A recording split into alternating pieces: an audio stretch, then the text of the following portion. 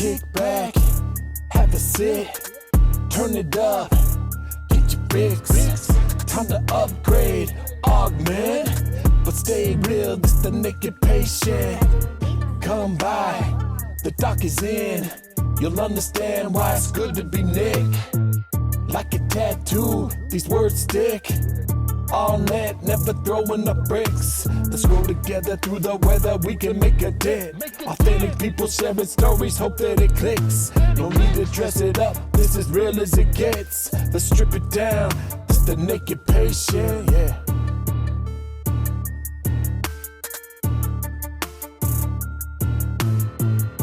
Welcome back to the Naked Patient Podcast. This is going to be part 2 of Miss Haleigh Debruyn's episode from last week. So we told a pretty heavy story. Yeah, part 2. Part 2. And I didn't feel right about ending it on a, we spent most of the time telling the story, and then we didn't really get to talk about what to me is the most important part. Like, it's so easy to have somebody come on here and share their trauma, and you can have all these sad stories, but what's really interesting is how somebody has actually grown from it. Yeah. Like, one of my anesthetists actually walked in to my OR the other day. So we drop these episodes on Wednesdays, and I'm always operating on Tuesdays. And so Tuesdays I will play the episode that's about to drop the next day for my OR staff, because I get feedback from them and I want to make sure it sounds good. There's no issues, nothing we need to edit, anything like that. Yeah. And one of my anesthetists walked in, and he's not really in my room a lot, but he comes in every now and then, and he comes in and he goes, "God, these are just the saddest podcasts. It's always this person was abusing me, or this person died in my life." And I'm like, dude, you need to hear the whole podcast. You're just coming in and catching the trauma. You're getting the small snippets. Yeah. And so like the most interesting thing is how you grew from that trauma. And so I think that deserves an entire episode, because who you are is, I mean, obviously I'm biased. Clearly. Obviously I'm biased. But I think who you are despite that is incredible. When we listened to that episode last week in my OR, there was not a dry eye in the room, and my sweet scrub tech Tawny just goes, "Oh, I just want to give her the biggest hug." But even more so, people were just like, how is she such a strong, emotionally stable, independent woman after having gone through an ordeal like that? Yeah. Kind of touching back, like, you go to the Instagram page or whatever, and clearly you lead with the hook, which is kind of the trauma, and that draws people in. And it's interesting what you were saying about how people ask, like, how is she such a strong, independent person? And we actually we were supposed to record earlier this week, and you were operating went really late. And instead we got to have a chance to sit down after we went to the gym. We got to sit down with my parents and talk, which was really interesting, because that was kind of one of those things that my mom brought up. It's like, we all thought Haleigh was this strong, independent, no bullshit girl. She gets into this relationship. It's such a mind fuck.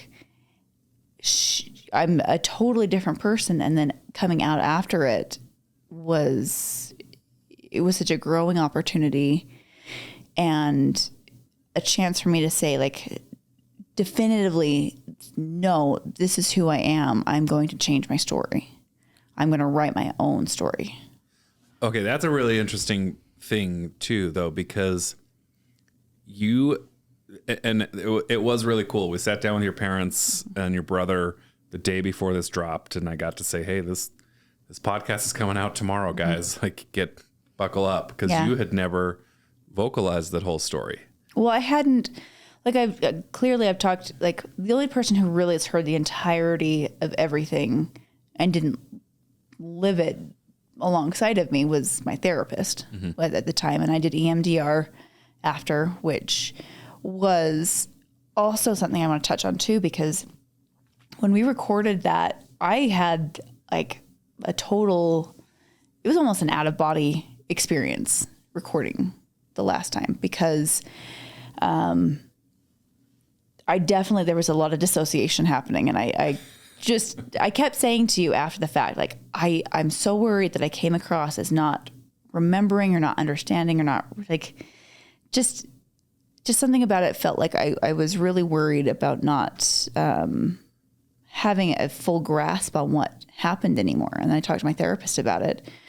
Now that I'm seeing different person from whom I saw back then, and she knows that I did EMDR therapy for that, and she's like, no, that's entirely, your experience is entirely normal, because we do this as a way to, like, you still remember, you still know what happened to you, but it dulls everything. And she goes, it's interesting. We're told if someone has to testify in a trial or something, and they've had something very traumatic happen, we're told as therapists to not start EMDR until after they've testified, because it changes the memory so much to the point where you kind of forget. And it can change it to the point where you remember things, but it's in black and white and you only see spots of color. It can change the whole dynamic of the entire memory. And so to sit down with my parents and talk about it was wild. Yeah, they were bringing up things from that relationship that you didn't even remember, which I want to get to. So the point I was trying to make, hold on. I do think this is an interesting point, because you said your parents always thought of you as a strong, independent woman before that relationship. And your mom even made this comment to me the other night, where she said, as soon as you had kind of confessed everything, we got married, this is what happened, and it all came out, they said it was like a light switch, and we had our Haleigh back. So that's what I'm curious in. Do you feel like this relationship was something where you were this strong, independent woman beforehand, you somehow went off the rails with this relationship, and then you were suddenly back to the strong, independent woman you always were? Or do you think that you were strong, independent woman, relationship, and then different? I think before the relationship, I was strong in a lot of ways. Losing Aaron, put up a lot of walls in some ways. Aaron was your friend who died from carbon monoxide poisoning. Yeah, him and his dad passed away. Him dying made me strong in a lot of other ways. I think I was putting on a front in a lot of aspects. I think people saw me as this strong person because I was captain of the soccer team. I had all of this like outward confidence to go for a lot of things that I wanted. Even before getting in this relationship, I went and did Miss Riverton. I was first attendant. Like, I had all this outward confidence, but I think I was still very much floundering in feeling a lot of depression and a lot of just emotional turmoil. And I think it's easier for someone to kind of pinpoint and find those people who are struggling in that way, if that's the type of person that you're looking to maybe prey on. And I don't want to say that, I have no idea what was going through his head when we got into it, but talking a little bit more with my parents, I had forgotten a lot of the things that went on. And when we were talking with them, how they would say that he would keep me on the phone till 3:00 in the morning. I completely forgotten about that. He would keep me on the phone till late night, saying if I hung up with him, he was going to, he threatened my family. He threatened my pets. He threatened himself. He threatened, people around him. Yeah. And I, after talking with him about that, I remember waking up, one morning. I had fallen asleep on the phone with him and couldn't get a hold of him. I was just panicked that he had done something to himself or to someone else. So it's really interesting that I think I had a lot of outward confidence and a lot of outward strength that I didn't necessarily believe in. Yeah.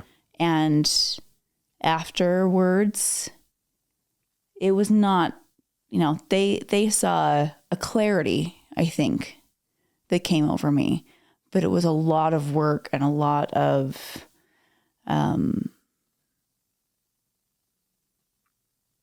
just kind of working on myself and finding myself to become who I am now, who I really think now is a strong, independent, very, very strong woman. Yeah.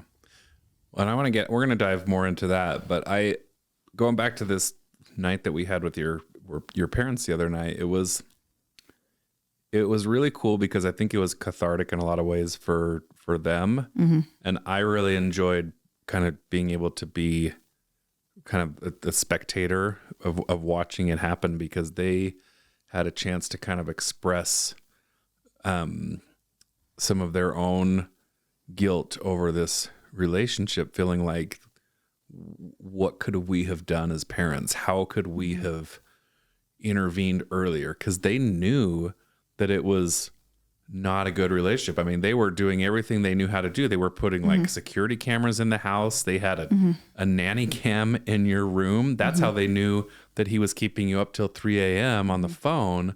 And it was cool to see you be able to tell them, guys, you did everything you could have done. Yeah. This, you need to let go of any guilt or shame over that. Yeah. They definitely did everything. They sent friends and family to talk with me. They talked with me. You were the one who said to them, anyone who my parents told me to not hang out with, I wanted to hang out with more. Oh yeah. So to ban someone or tell someone, oh, you can't see this person anymore, is almost worse than not knowing what to do. Yeah. I had a friend, Greg Hartley, love the guy, like one of my really good friends from high school. Yeah. My mom thought he had sneaky eyes. That was her whole thing. He looks sketchy. Greg has sneaky eyes. Don't hang out with Greg. And Greg's a great person. I think I told him that back in the day. I hurt his feelings. And God bless my mom. She just was trying to do the best she could. And keep, but that always pushed me the other way. Mm-hmm. And so and I, even in my own life right now with my own kids, it is so hard not to pull that helicopter parent trigger and just be like, don't do this. You can't do this. Don't hang out with that person. Cause you see it, you see what is happening. Yeah. And you've learned those lessons. You want to make them learn them. But I think sometimes they have to go through it. I think they have to go through it, but you can also sit there and say, all right, let's have a conversation. This is what I'm seeing. I want you to know that I'm feeling or seeing something about your relationship with this person, whether it's a friend or a boyfriend, a girlfriend, whatever, that to me looks like a red flag. You haven't experienced these things yet. If these things happen, or if something comes up where you're feeling a little weird, trust that gut instinct. Yeah. Trust your gut, because I didn't. Yeah. And I know I didn't. This is all obviously, hindsight. Oh yeah. Captain Hindsight. Absolutely. What would you have told, 17, 18-year-old you, if you could go back and talk to that girl?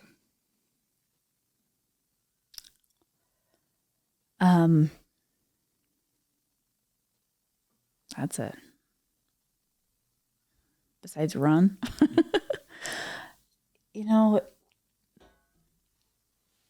The biggest thing is probably don't, I don't know, and this might be a piece of just how we're raised around people in this state who are looking for their person so early on in life. A lot of it was I didn't feel worthy of who I was without the attention of someone else. Mm-hmm. And that's a hard lesson to learn. And I think that's a lesson that many of us don't learn until our late 20s, early 30s, is that we are completely and fully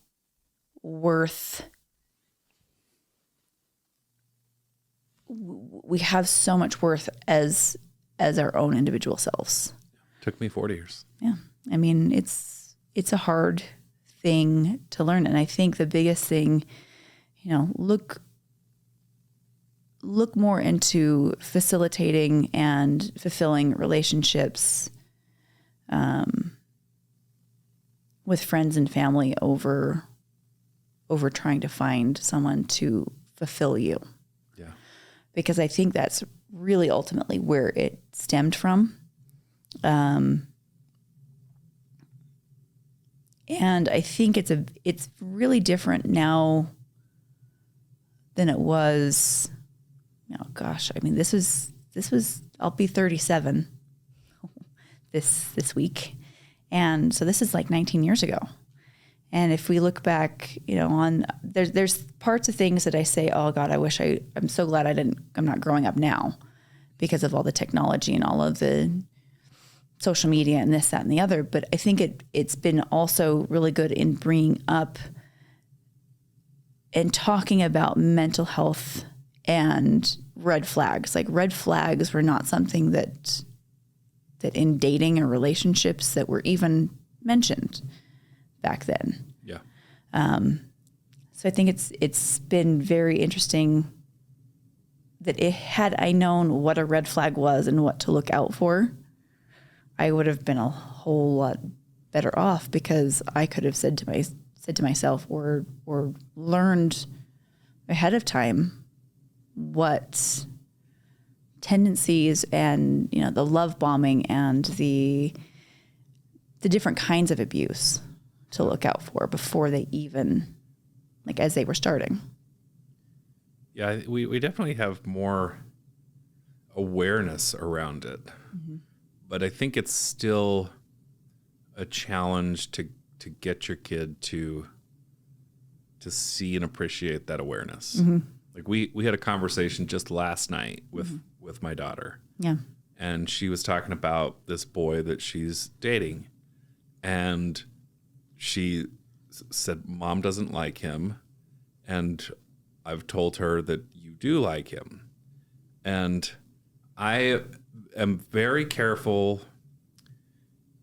As a divorced parent, it's kids pitch you against each other. Mm-hmm. And I don't think they do it intentionally. I think there's this drive inside our children to make you want your parent to, you want them to hear what they want to hear, mm-hmm. or what you think they want to hear. And so I'm very careful to not let my children put me on a pedestal above my ex-wife or kind of pit us against each other like that. And so when she said that, I said, hold on. I said, I need you to understand that your mom is not just some, crazy mean parent who just doesn't like the boy you're with. Mm-hmm.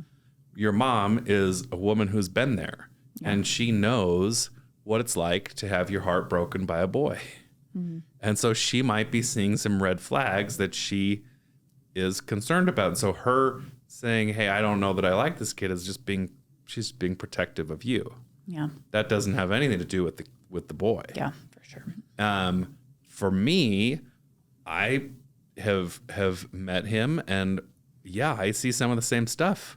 And I even told her, I'm like, you're going to get your heart broken. Mm-hmm. Whether it's this boy or another boy, it's going to happen. And my style of parenting is to say, go figure it out, girl, because you got to learn these lessons. Yeah. And as someone on the, I think parenting, divorced or not, like growing up, you always have the parent who you go to, good parent, bad parent, or Sure. Good cop, bad cop. You always have that. So, I think it's the conversation we had with her, though, I think was what you were saying to her is totally, on the right track. I think it's a little bit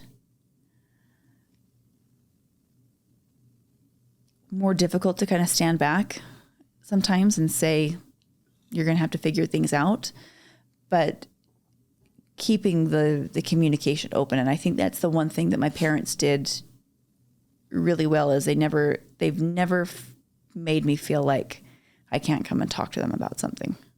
Yeah. And I think that's the one thing that, even though I was so secretive about things because I was so scared, when it was all said and done, I knew it wasn't going to be, well, you've made your bed, now lie in it. Yeah. Like, I knew there was that support regardless of how badly I fucked things up. And that I think is the core part of parenting is whatever happens, they can come to you. And again, I'm saying this as someone who doesn't have kids and who's coming in, but from me as someone who dealt with something pretty rough, being able to come to my parents and knowing that they had my back and we'd figure it out. Yeah. That was what was most important. No, you nailed it.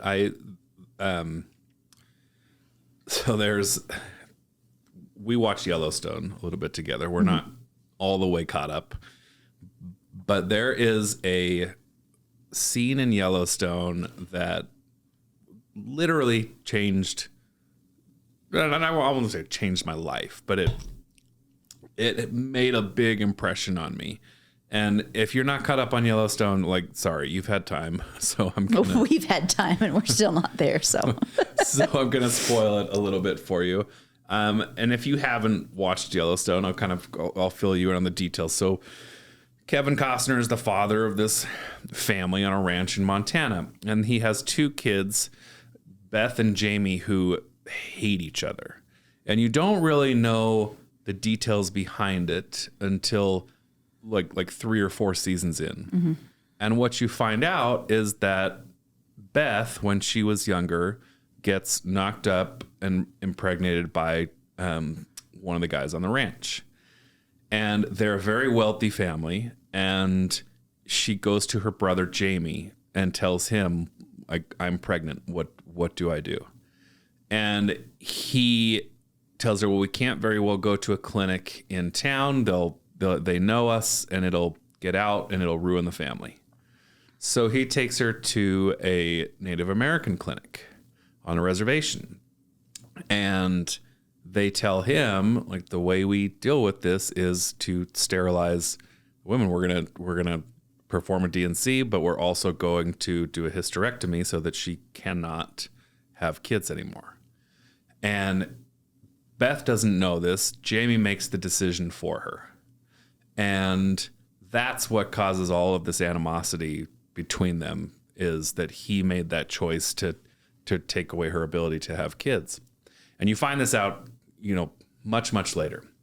And so there's this scene that really left this impression on me where Kevin Costner, the dad, is talking to Beth, and he finally is just like, what is the deal? Why do you hate him so much? You've got to tell me, because I can't help you if you don't tell me.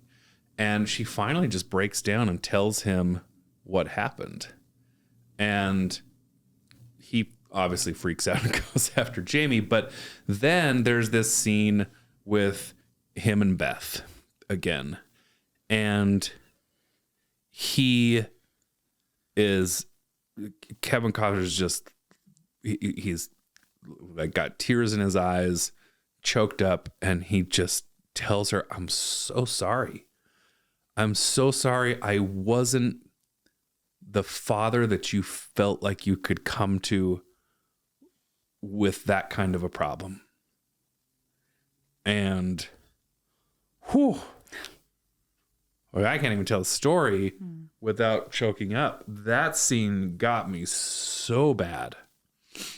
And I think a week later, I sat in a car with my daughter and I said, okay, here's the scene I saw in Yellowstone, and here's why.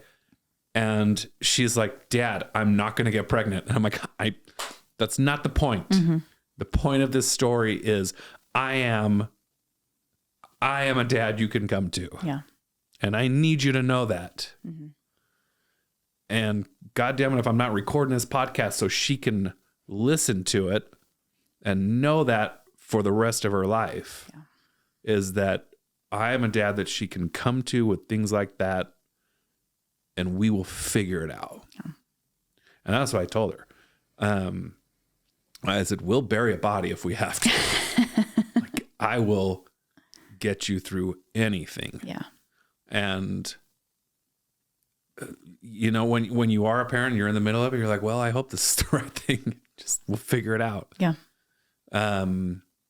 But okay, sidetracked. Sorry. No, I mean, that's really what we were, what it came down to is just being the parent that your kids can come to, and having that relationship that no matter what they do, or no matter who they are, or, what goes on, they can come to. And I think my parents were definitely that for me. And they've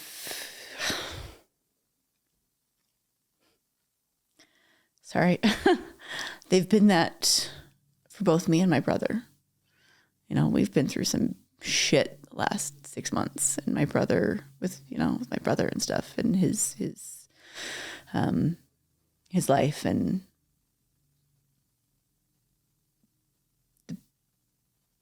the biggest thing that we've all come out of all of this trauma with, regardless of what it is that we have family that we can back it up with, that we can come to, and no matter what goes on, we have learned that we'll always come out of it stronger on the other side. And I said something to my to one of my clients just yesterday. We were talking about life, and I said to her, breakdowns create breakthroughs. And, you can't have a big breakthrough in your life without having something that's just, you can. I'm not saying that you can't entirely, but if you're strong enough and resilient enough to move forward with something after a huge event in your life, it's like what you always say, has it happened to you or for you? Yeah. But say that again. I liked your wording. Oh, breakdowns lead to breakthroughs, or yeah. I love you and your brother, and I think a lot of this is a huge credit to your parents. Have such a resiliency to not make anything your story. Mm-hmm. Like, I have never heard you like talk about struggles or difficulty and be like, well, I'm a product of abuse. Because that's just, you truly made it a breakthrough for you. So that was the other thing that we kind of talked about on the way down here when we were discussing, you know, where we wanted to go with this podcast. It's gone in places I don't think either of us anticipated. But I think that relationships in our lives shape who we are in such interesting ways, but so dramatically, but also uniquely. And I think that if you can look back on those relationships and appreciate what they've done for you, it's that is how you let go of the hard parts of those relationships that are hard to let go of. And it's how you honor the good parts of those relationships. And so I want to talk about a little bit about how that relationship has kind of influenced your life and shaped you, because you said it was a lot of work and you didn't suddenly just come out of that and be like, oh, well, went through that. Now I'm strong and independent. Yeah. No, there was a lot, there was, 6 months of binge drinking, a lot of therapy, and then, a marriage that was kind of the safe thing. We were great friends and stuff, but it wasn't, this,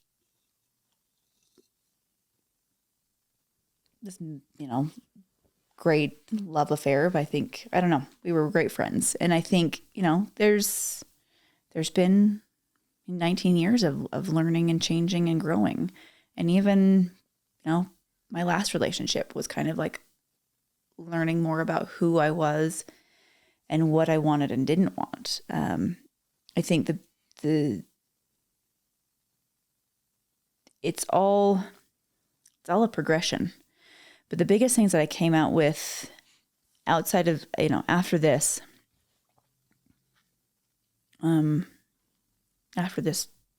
abusive relationship, was that I wasn't ever going to let someone tell me what I could and couldn't do with my body or what I looked like ever again, because those were two of the things that were huge sticking points. And I wasn't going to let anyone shame me for doing that. And,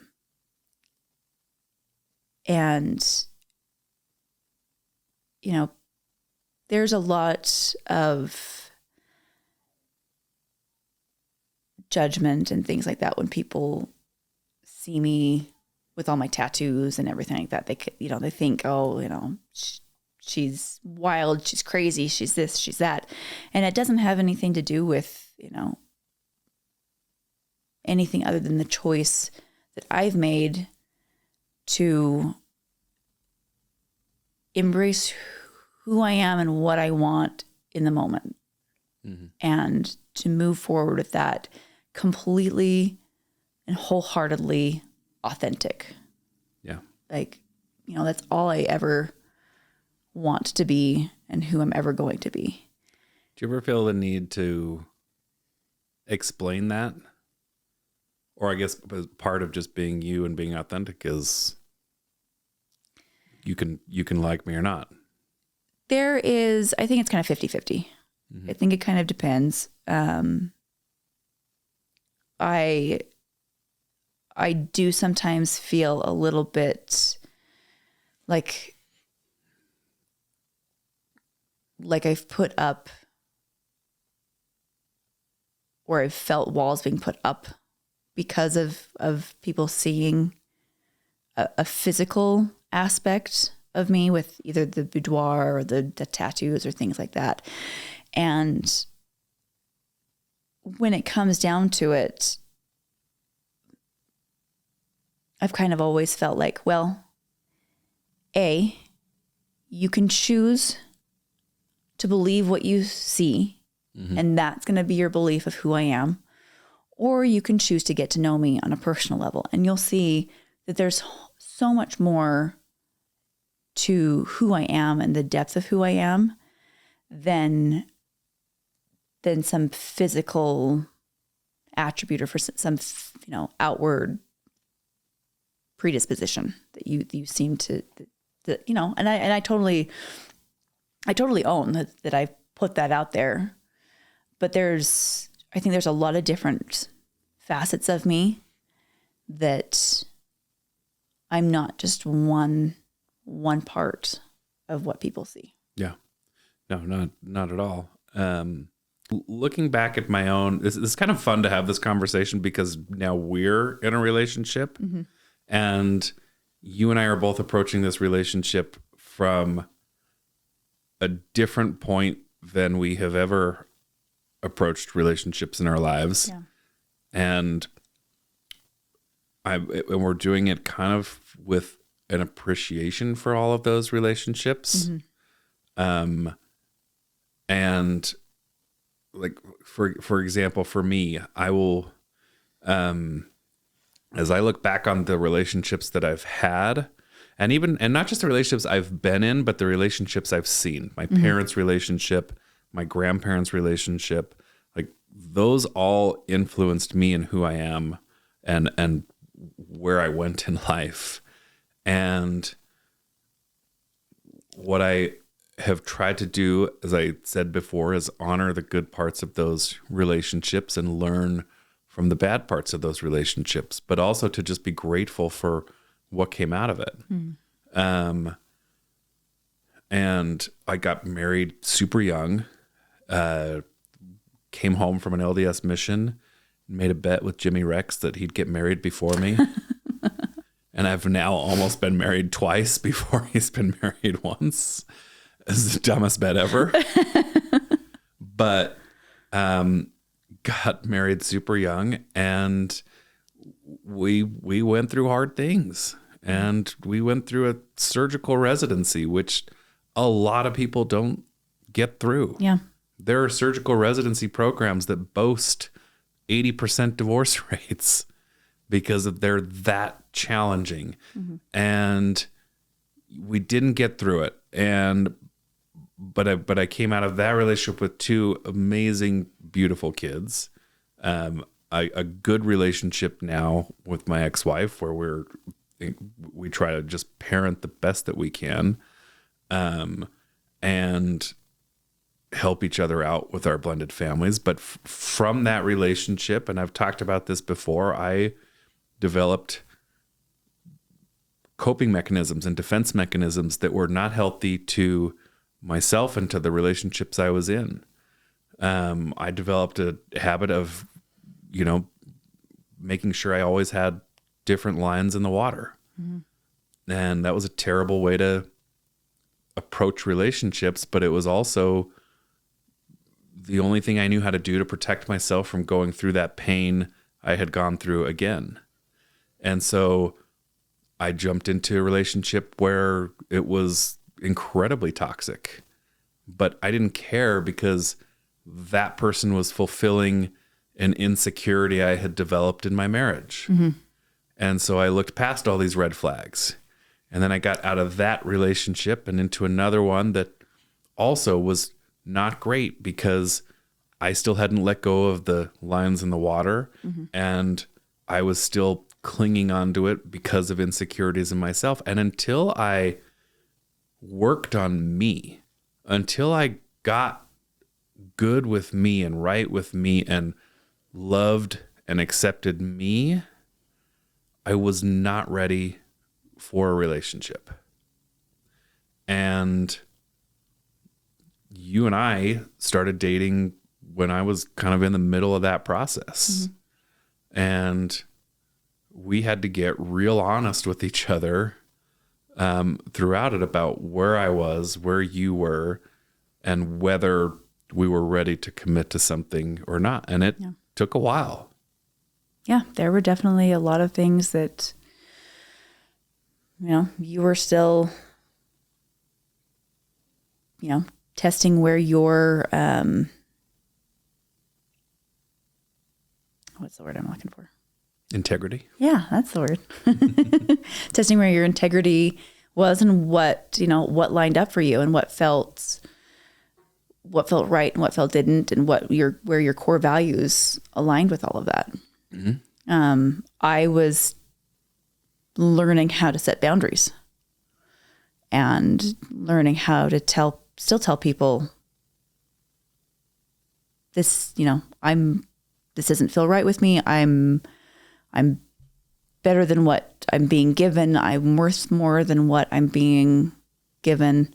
And, we've had to learn how to respect ourselves first before we could even jump into anything. Yeah. There's been a lot of really cool moments kind of leading up to where we are, where we have had to come together and say, okay, this is a boundary for me, or this is a boundary for you. Mm-hmm. What's the deal? Like, I remember a phone call from you one night, before, like, I was dating other people, and I was still trying to figure me out. You were trying to figure you out, and you said, listen, this is where I'm at. I feel you pulling back a little bit. Where are you at? And it wasn't like, it was, I've been in relationships before where that phone call has been an ultimatum, where that phone call has been, I'm in this, but if you're not, then I'm out. And I don't know, that wasn't the energy that you gave, and it wasn't the boundary you put up. It was, hey, I'm feeling you pulling back a little bit. I need to know where you really are. Yeah. Yeah, I remember that too. It was fairly early on. And I think it was actually a text conversation. I texted you, and you just kind of been a little bit, you'd respond, but it wasn't the same. There was just something that was off. And so, yeah, I just said, hey, something just kind of feels off. Like, what's going on? And, are you still interested? And it wasn't, I don't know. I've never been someone who puts up ultimatums necessarily, unless they're, big problems in a relationship. And I think that's where things differ a little bit. I think ultimatums sometimes are necessary if they're things that are physically harming a person or physically harming the relationship. So I think that makes a big difference. But I also wanted the one thing we had always talked about, even from the time that we started dating, was, hey, I'm going to be honest with you and be transparent. Honest and transparent. Those were the two things those were the two words you always came to me with, for sure. And so that's why I said, you know what? This might suck. This might hurt if he says something different than what I'm hoping for. But I need to know where I stand. Yeah. Otherwise, I'm going to start having these conversations in my head, and expectations of what's going on are going to be very different than maybe what reality is. Yeah. Yeah. And I, listen, I'm not trying to pat ourselves on the back. Oh yeah. No. At all. We're a new growing relationship, but it's, we do something in our relationship. So we, around the holiday times decided, okay, we're all in on this. We're going to give this a go, this is what we're committed to. And, I'm gonna reverse course here, because I'm gonna tell a story about how I knew. Okay. And I know you know this story, so this is because I told you this, but this is for the podcast people. I can't remember if I've shared this on here before or not, but I was at a point where I was trying to decide, okay, is Haleigh like the person that do I want to commit to this relationship? Do I want to see where this can really go? And am I ready for this? Have I done enough work on myself? And because I remember when I got out of a 3-year engagement, and when I got out of that, I remember telling people, if I have a girlfriend, before it's been a year, I want you to slap me and tell me not yet. And we were damn close to that year mark. But so I was really wrestling with, am I ready for this? Is this where I'm at? And I remember I was with my friend, and I was really we were at his place in Arizona, and we were having this beautiful night, and I was thinking about that. And all of a sudden, this memory of my brother-in-law came flooding back to me. And so my brother-in-law, Jeff, is married to my older sister, Heidi. And he tells this story about how he was wanting to ask her to marry him. But he's very religious, and he wanted to know, so he wanted to pray about it. And so he prayed, and he said, is this the right thing to do? Can I marry Heidi? Is she my person? Is she my person? Mm-hmm. And he got the answer back, and the answer he got back was, if you want to. And he was so taken aback. He was waiting for this burning yes, absolutely, or even a no. Mm-hmm. And the answer he gets was, yeah, if you want to. And the lesson in that he found was, are you going to commit to this person? Because if you're going to commit to this person, then yeah, absolutely. But if you don't want to, then no. Mm-hmm. There's other people out there. There's other people out there, but at the end of the day, the person that you choose is a commitment, and you better fucking keep that promise. Mm-hmm. And then it will be sanctioned by God or approved or whatever you want it to be. Yeah. But it's not a decision for God to make. It's not a, yes, this is your soulmate and the only person you should be and you finally found it. No, it's a commitment. And if you're ready to make it, then go make it and do it with some goddamn integrity. Yeah. Yeah, I don't think, you can have the burning, yes, this is your person. But if you don't work on it and you don't strive every day to grow together, it's not going to matter. Yeah. You're going to still grow to be two different people at the end of the day. And I think that's what a lot of us have seen happen with our grandparents. That's we kind of talked about this on the way down here, is that, our parents and grandparents, depending on how old we are, their relationships were very much, your roles were very set as husband and wife. There wasn't a lot of communicating and growing as individuals and as people together. It was very much, you take care of the work, you take care of the household, and then all of a sudden kids are gone and everything, and then you're two completely separate people, and you have to try to figure out who or what you are, or you don't. Yeah. Or you don't, and you end up divorced. And it even took me a long time to realize, oh yeah, in my marriage and in my relationships and stuff like that, there were a lot of things that I took for granted or I was very selfish about, and I didn't choose to grow with my person. I resented some things, and I wanted different things, but we never communicated about it. Yeah. Well, and I think that's such a unique thing, I think, for young relationships that actually work out. Mm-hmm. Because when you get married super young, or you start a relationship super young, and this is more the power to you if you make it work. But when you do that, you're kind of relegating yourself to, okay, I'm going to learn these lessons, but I'm going to learn them with this person. Mm-hmm. Because at some point in life, you've got to learn these lessons. You've got to learn insecurity. You've got to learn trust. You've got to learn navigating kind of me time and you time. And you're going to either do it with that person or it's not going to work out. Yeah. Or it's going to be a relationship that just doesn't have any depth to it. Yeah. So for you and I, we've had to learn these things in failed relationships.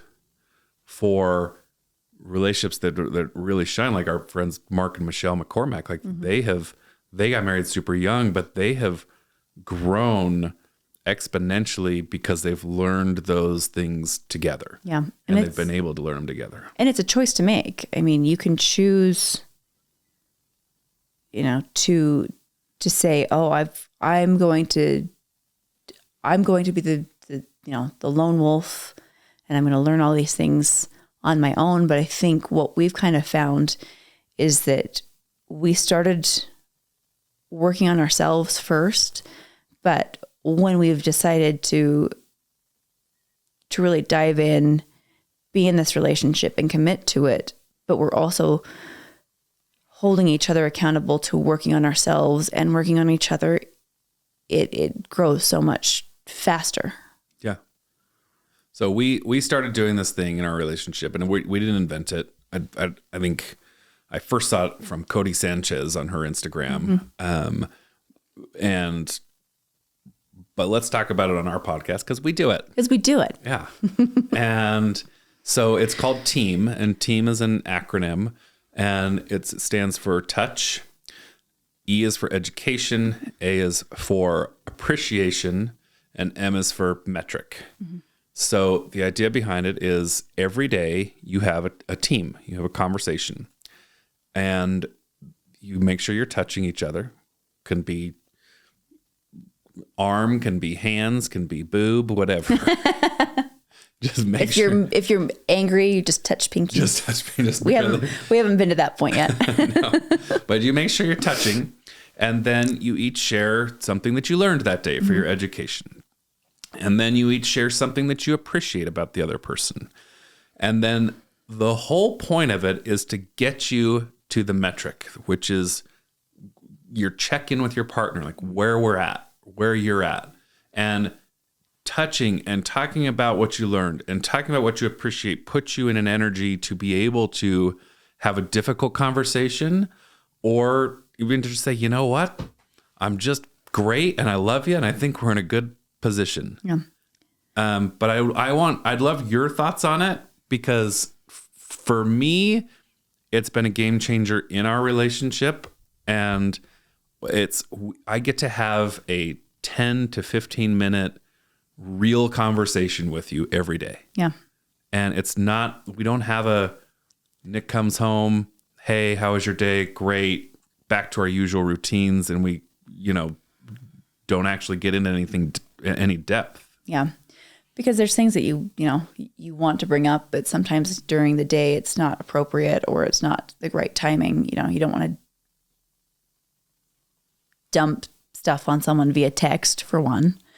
And the one thing I learned about doing the team is it's not necessarily like the metric doesn't have to be something that you're struggling with the other person. It could even be an apology. Because the other night I said, you know what, I've been thinking about something that I said, and I realized that was probably hurtful, and I want to bring it up and apologize. Well, that was such a cool moment too, because I didn't even realize how upset I was about it. And you saying like, hey, I'm sorry about this. I was like, oh shit, you're right. I actually am pretty hurt by that. And I had just been kind of internalizing and ignoring that. And that's something that could have later become a problem or could have become a resentment. Yeah. I think the other thing about the team too is in past relationships, or the last one I had brought something up about doing that way early in the relationship. Like, oh, we should have a check, let's have a check-in around our relationship. And he was just like, oh, that's lame. That sounds really lame.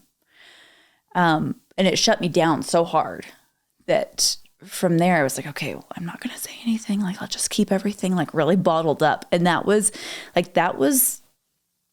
the pinnacle of me just tamping down every single problem that I had until it was to the point where I couldn't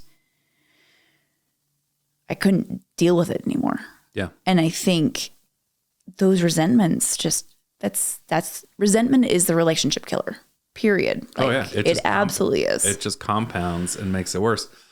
Here's the best. My favorite thing about the team is when we started it, because I brought it up, we did it, and we're like, oh, that was really cool. And then the next day we were actually in Cabo with some friends, and we're walking on the beach, and you're like, hey, we haven't teamed.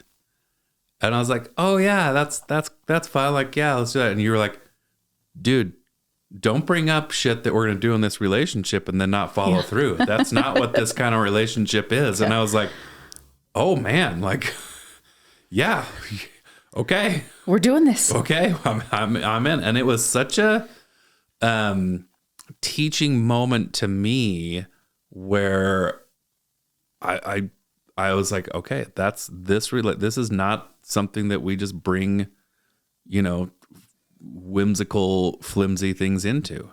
If we commit, we commit. Yeah. And it's been, there are definitely days where it's like, oh, my metric is that I just love you so much. Everything's just so great. And there are other times when, the metrics are, hey, I was feeling a little insecure about something. Let's talk about it. Or like I said, like, I'm feeling a little bit guilty about something I said. Let's talk about that. You know, it brings a container to have these conversations where it doesn't have to be an argument. And I don't think there's been a point yet where we've had something come up that we haven't been able to really sit down and just be really honest and open about how we're feeling, because we've laid that foundation from the get-go. Yeah, no, it's been a beautiful thing. And it's what's cool too, it's not always the metric where things come up. Sometimes one of us will talk about something we learned that day, and we're like, oh, this is obviously something big for me. Let's dive more into this. Yeah. Or we talk about something that we appreciate, and it opens up this whole new avenue of, oh, I really love this about you, and I want to shower you with that love, because otherwise I'm just keeping it to myself and I'm not letting you know, and you're not knowing it. And so it's such a beautiful thing. I don't know if it was made up by Cody Sanchez. I don't know where it comes from, but it is a relationship healer, and has made such an impact in our own relationship that I just wanted to talk about it here for a second. Yeah, no, I think it's awesome, because the metric is where you lead up to, but I think sometimes the appreciation part can be even the more important part, because I don't think we tell the people in our lives how much we appreciate them enough. Not at all. Team it up, people. Yeah. Well, this has been a surprising. It's going to total different direction than we thought it was going to go. I love the direction that it went. Yeah. I'm very grateful for you for coming on, for sharing your story, but even more importantly, for showing who you are because of it. Yeah. No, I like we kind of said in the last one, we had talked about doing this from I think almost the time that my first podcast was released, because things took such a dramatic turn with how your podcast and how you saw it going, that I felt like I really wanted to talk to you and with you about it. But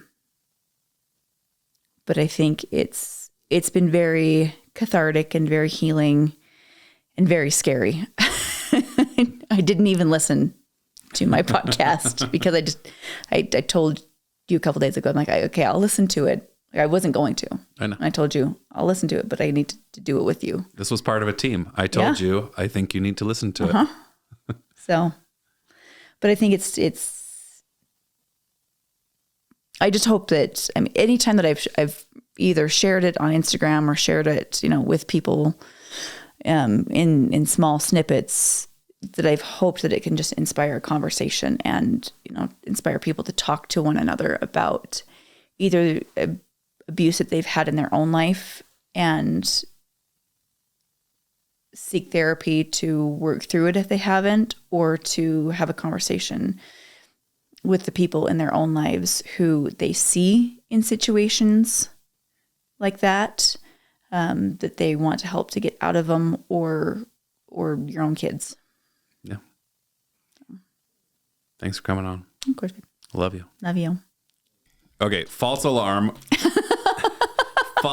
False alarm, because there's something special that I wanted to do, because at the end of this episode, I'm going to have Dakota play one of your songs, which is titled Invictus. And it's actually about the relationship. I'm not going to make you sing it on here, but I do want you to kind of give the lyrics, because I think it's a beautiful song. And if we were ever going to come on here and talk about what has happened to you, how you've grown from this relationship, nothing speaks to that more than this song. Yeah. So with the band Blood Moon Majesty, it's a phenomenal name. Yeah. Naming a band is one of the hardest things in the world. I say that with this very facetiously. It's definitely not, but it was interesting. I write the lyrics to all of our original songs. The guys will write the instrumental, and then I'll come in and write the melody, the vocal melody, and the lyrics to it. And Invictus, it's very the inspiration of the song was this relationship. And in the beginning, in the verses, it talks about, I'm on my own. I'm never coming back again. And then I say, these bruises will fade now, baby, before you drag me back to hell, in the first verse. And then in the chorus, it's, I sold my soul, but got left behind. I wasted my youth on one who was blind. I spoke my truth and I took back what was mine. I'll never forget what it helped me find. I love it. And writing that chorus, it really just, I will not forget who I became because of this. I will never let myself down in that way again. And there are definitely times when I felt like I let myself down and I let other people around me down. But I needed to learn that was a situation that happened how it had to happen. And I wouldn't take back what I learned in any way. So I just feel like writing that and putting that out and being able to perform that live and just stand my ground, and that has been so powerful. Seeing you perform it is really special, especially when you know the story and you know you. It's pretty incredible. If you get a chance to come see Blood Moon Majesty ever, please come see it. And knowing the story behind it just makes that song all the more powerful. If you don't get to come see him, just listen to it on Spotify. We're on Spotify, iTunes, all those things. All right, we're gonna end the episode with that playing. I'm gonna have Dakota play it so that people can hear it and really tie both of these episodes together, because I think nothing does a better job than that. So now we'll really end.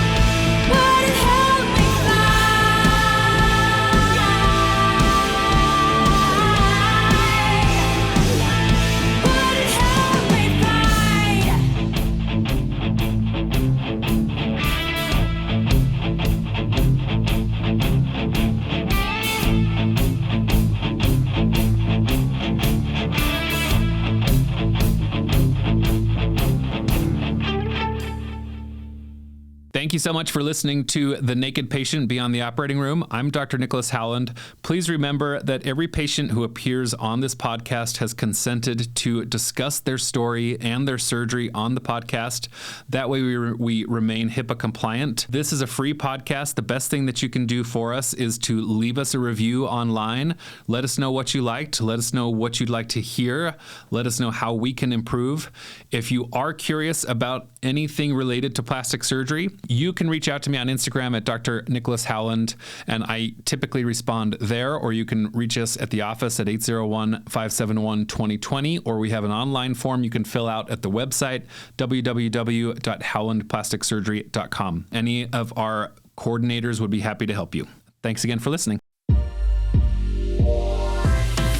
Thanks for listening to the Naked Patient Podcast. Stay tuned for the next episode. Till next time.